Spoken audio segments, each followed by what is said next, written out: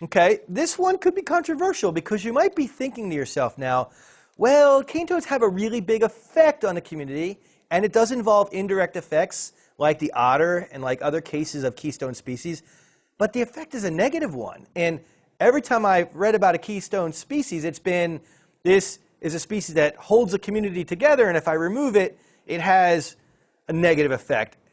Adding it and having a negative effect, is that a keystone species? Well, if you actually think about the classic definition of a keystone species, it's a species that has a much larger impact on the community than you would imagine given its abundance. And that's exactly what cane toads are doing. It's just one toad. I almost said one little toad, but it's a big toad. And it's just one toad, and granted there are a lot of them, but in terms of biomass, it's not necessarily a species you would think would be able to impact 35% of the community, and yet it does. And so, arguably, cane toads are a keystone species. And so we see here for the first time now a keystone species that has a negative impact on the diversity of a community, right? A large and disproportional impact, but a negative one. And that can happen. So the key point here is that keystone species can either increase or decrease diversity through the indirect effects that they have in a community.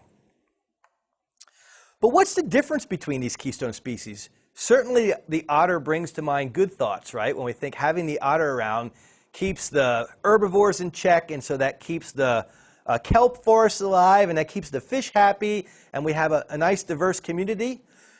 But then the cane toads have a negative impact.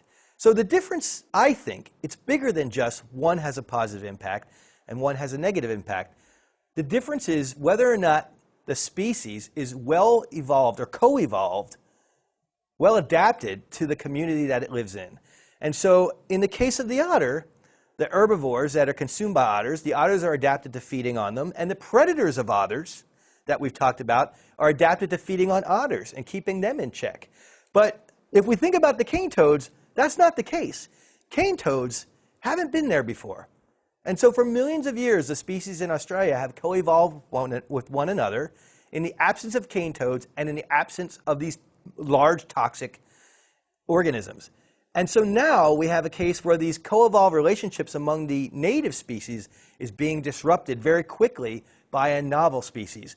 And that's really the difference here, is whether or not these species have co-evolved with the other species around them in their community, which ties back into the topic of coevolution that we discussed in the last couple of lectures. So if you think about this, what it probably means is that most invasive species are going to be bad, if anything, for the biodiversity of a community. And this idea of moving things around because it might be a good idea is something we ought to think twice about.